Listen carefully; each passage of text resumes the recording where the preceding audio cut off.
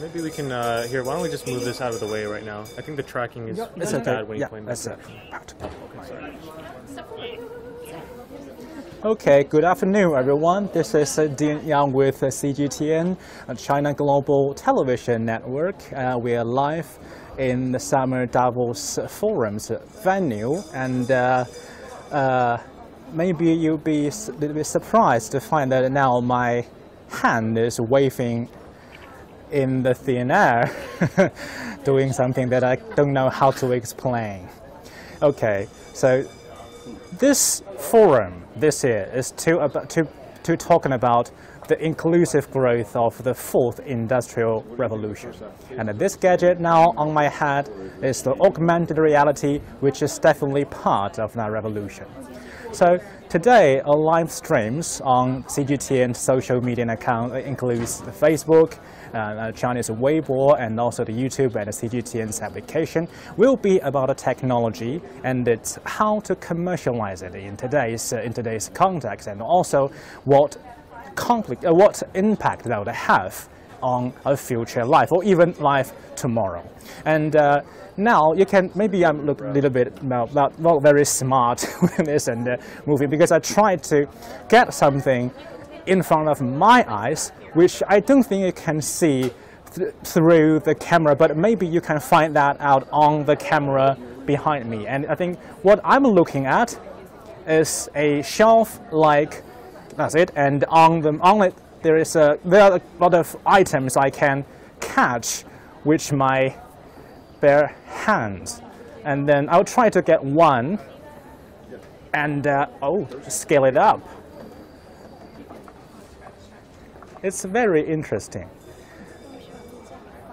Well, I'm not a technological Philistine, but I don't think myself can explain this fully to you. And so for today's live streams, I'm joined by an expert. So allow me to introduce, maybe with this, get it on, Professor Erica Fuchs from Carnegie Mellon University, a specialist in today's technology and the commercialization of it, and then the public policy in relation to it. Beautiful. Professor, thank you for thank you so much for having me today. Okay, so can you tell us, the audiences, that what I'm looking at and with this gadget, what I can do? Well, actually, what I'd love to tell you about is what we might be able to do. What can we do now in general with augmented reality, and what we're going to be able to be doing in the future, especially as it relates to the fourth industrial revolution and manufacturing. How's that going? Well, there? I don't know. This feeling of pulling something from something that I don't think it exists. It's very unique. And also that is another thing that I cannot put my finger on quite that much in front of the camera, because no one actually can see what I'm seeing in the moment. Yes. And then I think the nearest thing I can think of about this is Pokemon Go. Right. So imagine a Google Glass. Imagine it's just like your own glasses that you're wearing right now. And as you're walking up to me and you've already forgotten what my name is, the glasses say to you, "This is Professor Erica Fuchs from Carnegie Mellon University," and then without me even knowing it, you shake my hand and say, "Very nice to meet you, Professor Fuchs from Carnegie Mellon University." So it will save me from a very awkward situation. Absolutely. And I think when we bring that into the manufacturing environment, already today we have workers in warehouses wearing glasses, helping them know where to go in terms of where to place boxes, where to take boxes so that it goes to the right place, reducing problems with getting the right items to the right people.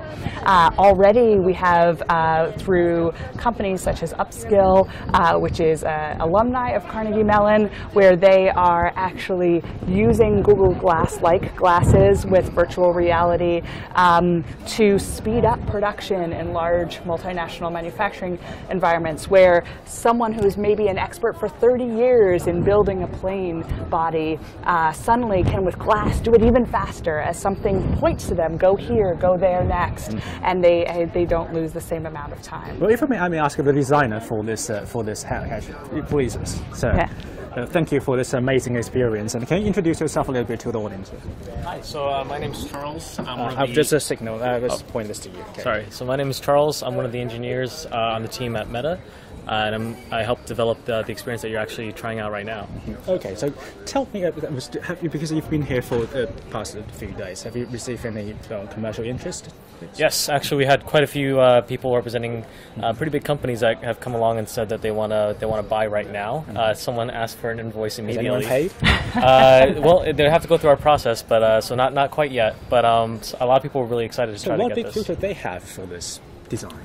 So the people we were talking to included people interested in bringing this into training for commercial airlines. As you mentioned. Training for pilots, as well as using it to basically augment, like working with space, working with maps that the space rover will capture on Mars or something like that. So we had a lot of really interesting conversations with people actually, and I see we also had a lot of conversations with people who were interested in the medical use cases. How far do you think this thing is away from manufacturing?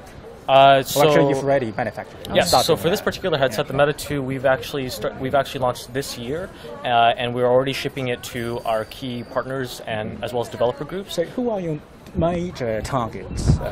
Consumers, like a consumer like me, who would like to use this as a playing gadget, just to kill some time at home, or actually more professional users. So currently, we're really targeting the professional use case. We want to get it into the hands into offices around the world to help for productivity. So I think for most regular consumers, you're going to see it more widespread in maybe within 5 years. But for now, within the next 2 years, you're going to see it in offices such as at Nike or maybe with Dassault, where they use it for design review, for modeling, basically to improve their regular pipeline. Does that make sense to you, Professor? Yes. Let's say the future plan for. Please, can you just help me to take it off? Because I think it's finally the time for me to show our audiences who I am. Okay. Yes. Hi, if you just see me, this is Daniel with the CGTN, and today we're going to talk about the fancy technologies here in the venue for the Summer Davos Forum. And if you have any questions, please leave those questions on the comment section and our social media platforms. Me and Professor Hughes from Cambridge Mellon University will try to answer those questions for you. And our first stop here is about the augmented reality. Yeah. Probably you've known it from Pokemon Go and any other you can raise about, because I don't want to keep mentioning a video game, because that kind of soften its practical use in the real world. Yes. Well, what I really think where we're moving as we go forward is that augmented reality is integrated with reality and interacts with reality. So, for example, that just with the glasses you have, I gave the example starting out where you would be told who I am, but also, for example, in the future, let's say there's 1,000 people putting together an airplane body. Could your glasses not only be guiding you on what to do, so you, having never built an airplane body today, could go and build an airplane body immediately with a real visual, but the augmented reality will be on top of that, and then it would also be learning from everyone else who is trying to build and telling all of them the insights from each other so that you build even better. Does it mean that actually I'm wearing a gadget that is kind of access to a eternal search engine? An internal GPS system. So it's going to guide you in the same way that you're guided where to drive on the roads and to avoid traffic, to do other aspects of your life, including if you were working on a production line, how to produce better, and even to tell you if you're a surgeon, no, don't put that in right there, you're going to hit the patient's nerve. But presumably to realize that I need to link this thing to some huge big database. Yes, and depending on how fast you have to move. So one of our professors at Carnegie Mellon has such a device to help you beat your opponent in ping pong, so that you could wear... Oh, you just heard my ego as a Chinese. We're very good at the ping pong. And if you can say... So I would need that device to even have a chance against you in ping pong, but it would tell me in real time as we're playing, because it's connected to a cloudlet, which can do very, very fast millisecond response rates, whether I should shoot left or right to Actually, win. I had just some amazing idea just that came to me. That's how we move on. I'd like to thank you for the help and this experience. I'm sure one day I'll work out. Maybe I can use it to help with my work. I don't need to memorize all those information before any huge, long, lengthy, and potentially tedious live streams. Thank you so much. Thank you. Okay, yeah. So the idea that just came to me, actually, I got it from when I was young and watching this Japanese animation about football training. Yeah. And there was, I think back then I didn't realize this, but now it just suddenly occurred to me that in that animation, the teachers in the school, the football school actually uses computer to train the schoolers, the young schoolers, how to coordinate with each other without putting them on the field. Yes. And that somehow can, I mean, this is with the hindsight, this could somehow save the young students and the children from the potential injury on the field. Do you think that is a possible reality? So that, I think, is here today. And what's key about where we're going and can already at Carnegie Mellon do is, could I customize your training to you and your skills in real time? So as and not only that, but instead of you simulating it off the field, can I also help you on the field in real time? So can I help you knowing that you play better with your right hand than your left hand? How can I help give specifics to you that are to help you get better at your left hand? And then also, as I see exactly what you do with your left hand, how can I continue to inform you to be even better? That customized education and training we're already doing in K through 12 education with faculty at Carnegie Mellon, and I'm not sure we're ready for football yet, but that's especially because you need to move into 3D, but that's the future. Same with manufacturing. But this is the revenue. This is the venue for the. Oh, be careful, my camera. This is about to reach the bottom of the elevator shaft. This is the venue for the for the Summer Davos forum, and its theme is the fourth industrial revolution. Yes. And I did an interview with one of the organizing party, and some members told me that the fourth industrial revolution is about linking a kind of three-dimensional world. First is the reality, I mean, all the surroundings that we can see, and second is the digital reality. Yes. What I see, but most of the audiences may not be able to see through that glasses. Yes. And also the third one about our body. Well, this is another analog I like to draw. I remember when I was in university, I watched this this literature. I read this literature about when film just came about, and how people reacted to film as the new media. And this very famous short clip filmed by Lumiere brothers about a train marching in a train station. It's a very, very usual, even dull from today's point of view. But there's a literature writing about how people react to it when people first had this close encounter with the film. They watched it in a bar, and when the train marching on the screen, people run in terror out of that bar because they believed that the train was actually marching out of the screen and run over them. Yes. So I think compared to the revolution, compared to the invention like film and its reaction it caused, it stirred among that party of poor people, today I don't feel that sense anymore of being shocked by anything. I just get used to this speed of development of technology. So is this idea of the fourth industrial revolution a little bit exaggerated, or actually it does exist, just it's a new reality that we cannot sense anymore? Yes. Well, I think that we're at the very tip of the iceberg of what's possible. I think actually the possibility frontier is about to expand in front of us. So we're just starting there. For example, today we have many cases where we're using smart manufacturing to become more efficient in the production line. But can we move in the upcoming decade to one in which it's continuous innovation, so that new materials and new processes and new designs are being continuously created between humans and computers working jointly together, artificial intelligence. But I want to, your analogy is beautiful on the movie and the train. I think that with the possibility frontier in front of us, there are people who see the train coming and are running the other way for good reason, and also for misconceptions, just like in the movie. And I think one of the big ones is the fear over jobs. And what will this reality, this future mean for jobs? Will I have a job? Will it be replaced by a machine? These are critical questions for our society to answer, for governments to answer. And yet, I think as we look historically at the agricultural revolution into the industrial revolution, we had similar fears. As we look from this revolution into the next one, the key question is going to be, what skills do we need to give our people, each of our country's people in the future, to be ready for those jobs? With the augmented reality glass on me, probably this job could be done more easily, because I could give people the necessary training or information they need, so they can switch more freely from one job to another, be it a surgery and be it a trained engineer. But without such a fancy tech of hands at the moment, what do we need to do? Well, I think that in the same way that any technology has its sort of amazing possibility frontier, as well as its more scary possibilities that can come from technology, the same. To be honest, I'm fearing a little bit, because now robots can definitely replace me in writing some pieces of journalism. I don't think so. Well, they can.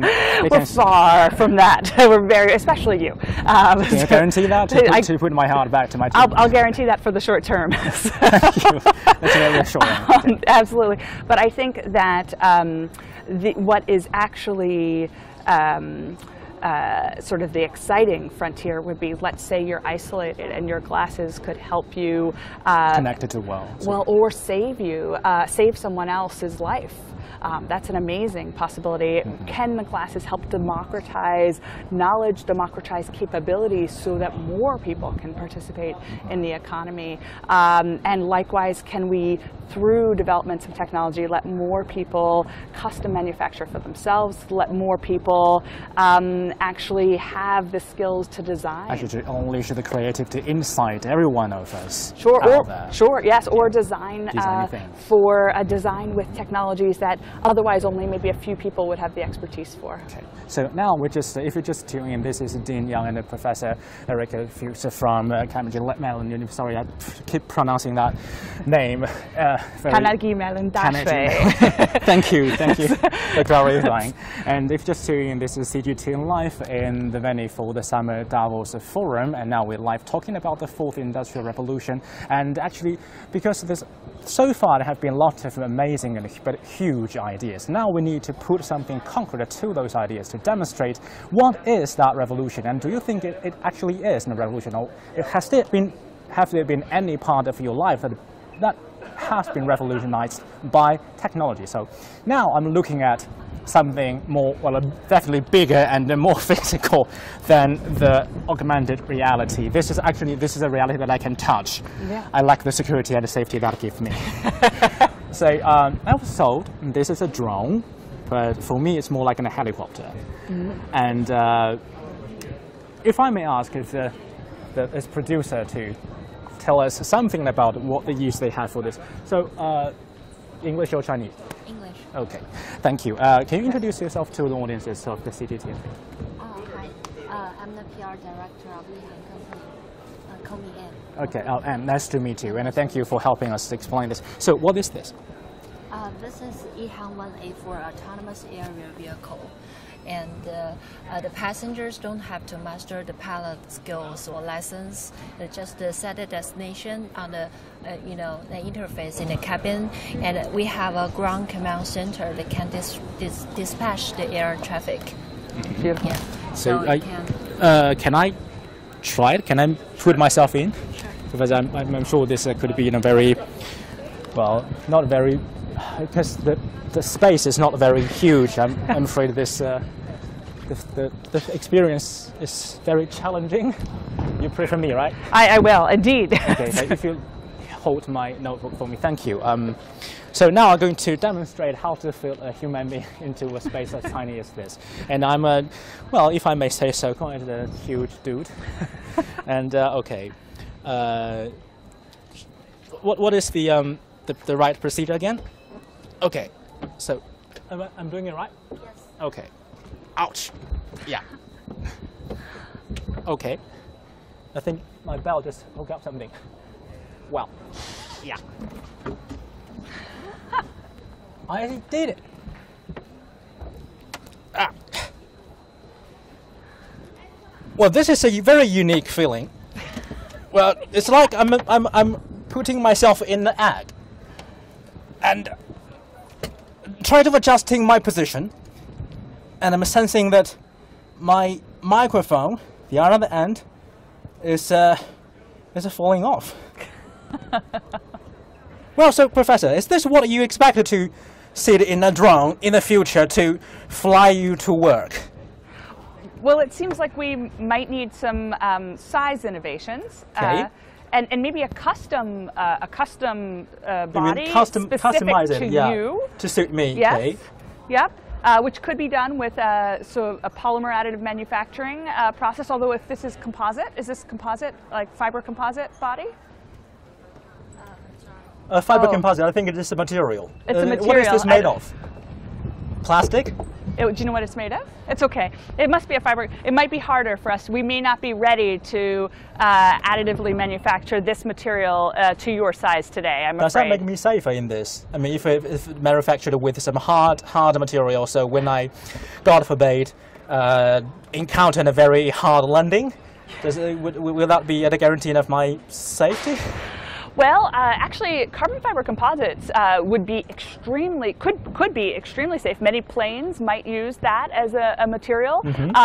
However, one thing that could be shocking is that to absorb the impact, it might shatter around you. You'd be fine, but there would be no body left. Okay, that's very reassuring. I mean, well, hi, can you just walk around to give us some glance inside this space? Because it's not very easy for me to get in. It would be remiss if I don't show audiences what is happening inside. Okay.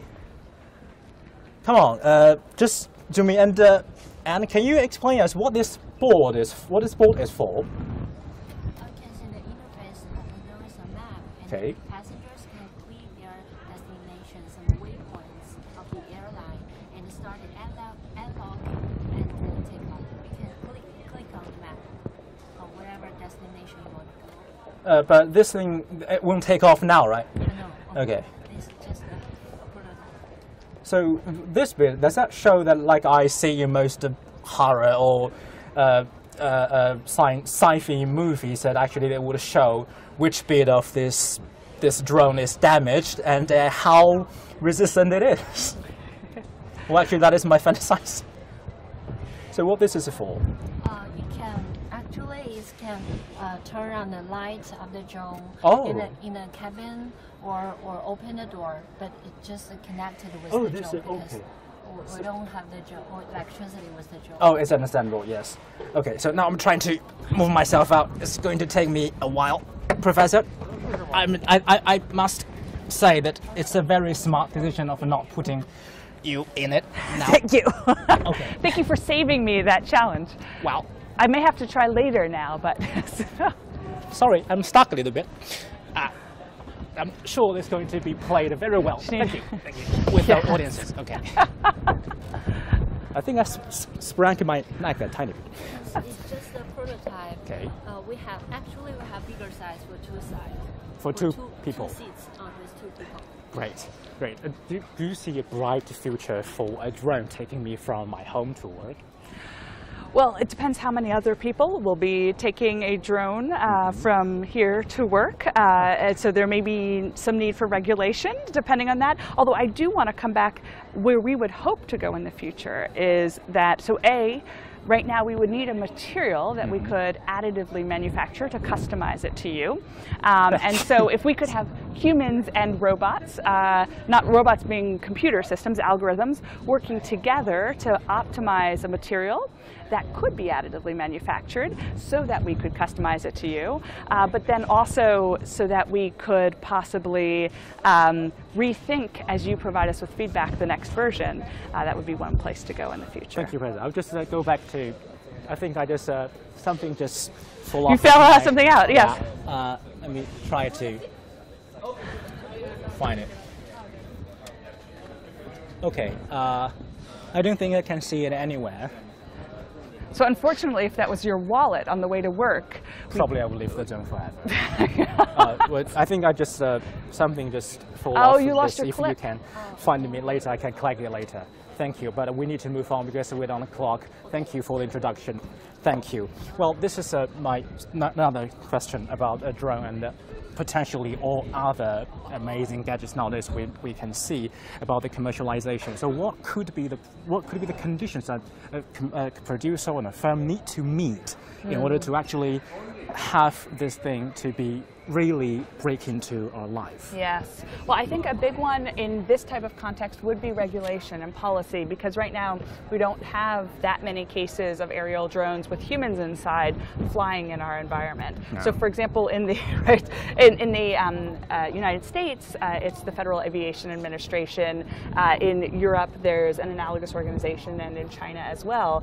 And those organizations today, a big challenge is that usually a company would design a product, and once they've got the product designed, then that organization will approve it or not approve it. That it's safe, that it won't fall out of the sky, so that you don't have to worry how good the composite is at that safety level. But also then, in addition, you're going to need regulation of how they fly around each other. Do they have safe autonomous driving or not?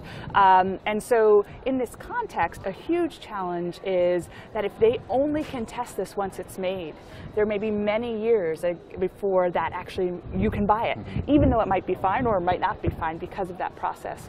If we could start to use the data from the production process and computational models that are simulating that in many of these regulatory agencies, that could enormously speed up our possibilities for commercialization, now with the right balance with safety, of course. So normally, how long does it take for this thing actually get into my life? 50 years? 50 years? I have no idea on that one, but I'm going to, just because that's very complicated. But on the metal additive manufacturing processes, which currently we're seeing companies increasingly using, it can take many years. Many years. Yes, it can take many years after it's built. Sorry, do I take it correctly then? No, it's actually this whole process of manufacturing and commercialization of fancy package that it actually is way faster than it is before. Because I remember when I watched Star Trek for the first couple of episodes, there's an amazing gadget in it, which is a mobile phone. So half a century ago, people had already developed an idea for a mobile phone, but it took us at least a century, at least half a century to put it into reality. Yes. So do we have a faster kind of track to realize the amazing invention, or actually is it relatively the same? You know, I think this is such a hard question to answer.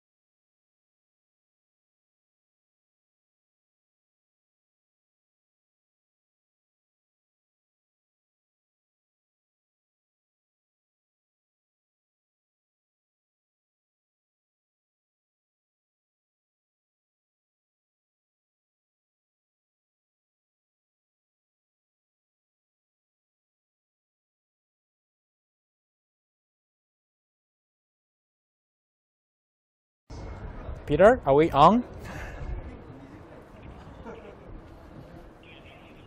Okay. Good afternoon. If you just tuned in. Okay. I need to repeat this line time and time again just to brief on audiences. Okay. Are we online? Good afternoon. Welcome to CGTN Live in Dalian, Liaoning Province in China. We're standing in front of the venue for the 11th Summer Davos Forum, and throughout the tour with Frederica, who is from Carnegie Mellon University. Yes. And we've been going through a tour, an amazing tour about new technologies inside this building, and we are into a drone. And we tried having. You climbed in. Yeah, I climbed in. Much braver than me. In a drone, but thank God they didn't allow me to fly it. Otherwise, there would be a mess inside. And also, we tried some augmented reality gadget, and see something maybe you've already seen by playing a Pokemon Go. So our last stop will be over there. If I can have my cameraman to spin a little bit to give you the frame of that tower over there. It's very fancy. It's like some rocket shooter, like you can shoot something into the sky. So, Professor, do you happen to know what that is? Well, you know, I have to admit, you've explained to me that this is for cleaning the air, which I was fascinated to hear. I've definitely had the opportunity as part of the U.S.-China Innovation Dialogue to talk across the two countries about opportunities for data sharing to enhance our understanding of air pollution, both by scientists and by countries to help solve that problem. Okay, so if with the drone, we're trying to solve the traffic issue, because in some mega cities in China, traffic's really a nightmare. Yes. It takes me 30 minutes without the traffic jam to get to work. And if that could run on solar technology and clean air, then that would also help your air pollution problem. Well, definitely. So, I mean, although for most of the people watching this, probably they're not tech savvy or as tech savvy as a scholar as you or as a technician, but they will certainly want those amazing technologies to be put in reality as soon as possible, because there's so many issues. They are causing troubles at human cost, actually, especially about the air pollution. So, do you actually think by using this tower we can solve China's pollution issue overnight? Well, I think that one of the huge challenges with air pollution is that the amount of data that you have. And where those towers, not this type of tower, but sensors that tell us about the pollution and what's going on with the pollution, where they are, matters for scientists to be able to solve the problem, but also for policymakers to be able to solve the problem. So for example, in the United States, in Houston, different solutions were needed to deal with those air pollution problems than were needed in California, in LA. And so a really complicated part of air pollution is that the science and the wind and the sources and the interactions between the air pollutants all matter. Are they still mysterious to us? Well, I think that in some places they are, but most importantly even is to do the right policy. For example, in Houston, scientists came together not only to measure the air pollution, but then to figure out what the right policy was given the exact climate in Houston. And so that specificity is very challenging. Well, now I think China's government, by issuing a lot of measures tackling the air pollution issue or the pollution of all different sources, we're trying to fast tracking this procedure of reducing the impact of the pollution on human beings. We can see that. But still, I mean, across the world, we can see this very interesting pattern. I mean, for all the governments in the world, it's always the fact that the technology innovation pushing government forwards instead of the government can act actively. When it seems to me that, I mean, the governments in the world are always in an inactive position. Is that normal? I have to think about that, because I'd like to push back on that a little bit. There is incredible innovation happening here in China in electric vehicles. And that's in part because of very innovative policy by China. And so we've been studying, so China makes alone as much as the rest of the world combined in terms of electric vehicles. And most of those producers are domestic Chinese manufacturers, not the joint ventures with foreign firms. And these domestic Chinese manufacturers are doing experimenting with very creative and innovative new technologies. Or even mixing technologies and business models in a way that hasn't been done before. And so I think maybe I'm being unfair to but I think I've actually recently thought that there are really important lessons worldwide for this regional experimentation that's been done in China for electric vehicles. And the big challenge next, which is going to be true for all governments, so this early taking care of the baby and supporting the baby when it's young has been shown repeatedly to be very effective in kind of cultivating new companies. But then the baby grows up, and when my daughter, who is 4, is 16, I will have to let her go. Yes. And so now, as these maybe middle age, maybe they're 10 now, not literally, but sort of figuratively, these electric vehicle companies, as they try to move beyond their regions to commercialize nationally for greater markets, they'll start to have challenges like a common infrastructure. Electric vehicles need standards for that.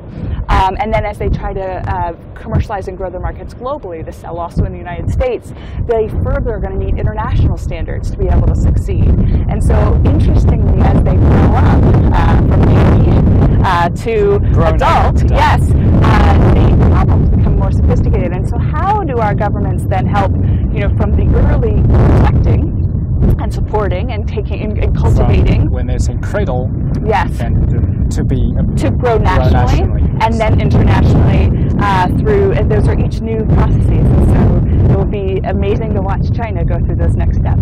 Okay, so if you were keep listening, hearing this huge noise of wind, because probably the sound is multiplied by this this called a pollution-free tower. I believe the principle of it is just somehow it can absorb the pollutant around it, from sucking them from the air into it. And I apologize if the noise of the wind is too loud.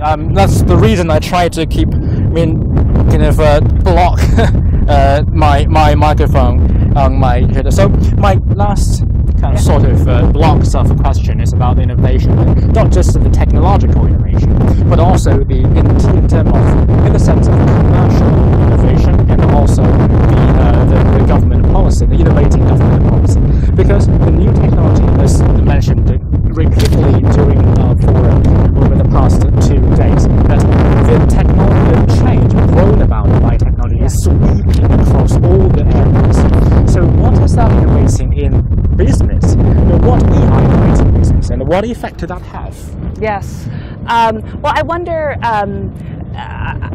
if almost the key innovation that's going to come next is social policy, because as we think about these massive technologies and technology changes, they're going to once again upend what are the skills that workers need and what are the opportunities for the children today, tomorrow. And so I think that if I were going to, as businesses advance our technological future, critical from a policy perspective, if they're manufactured or physical products like the drone, is they need patient capital that can wait long enough for that to come to market, both through making sure it's safe, and then also through regulation thereof. That takes time. And so it's not like software, where you can very quickly have a return on your investment as a venture capitalist.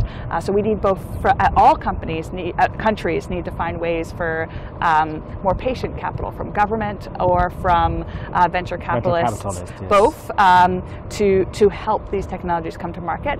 But then also, I think, the social innovations of how do we have lifelong learning, both for the children children, the babies of today, as well as for the people who are 50. Senior member of the society. And may actually now need to start doing something new again so that they continue to remain a part of it. So there's another there's a moral aspect to this innovation era as well. So I think it would be perfect if we can close this live stream with an answer to that question, because I saw something in that building which is dangerously mind-blowing, if I may make that a comment. It is an idea of that having human being to give birth to an endangered species. Oh my goodness! From I haven't seen that. Yeah, well, I don't know if you don't like it, because there's some very shocking, striking images of it. I think that is, well, to say that this is challenging to a normal or usual point of view, usual way of thinking. Yeah. With this is an industrial revolution. A lot of things is never going to be the same as we understand them, as we can comprehend them. Yes. So how should we cope with that moral dilemma, if there is one? I think that is, so many people believe that an important role of government is addressing these, what is important for the social good and the social future. And so finding the right balance, which things should we be afraid of and which things should we be embracing and why? How important is that particular technology to our nation's future? And do you have to do it with a human, or could you do it with an artificial womb very soon in the future? Thank you.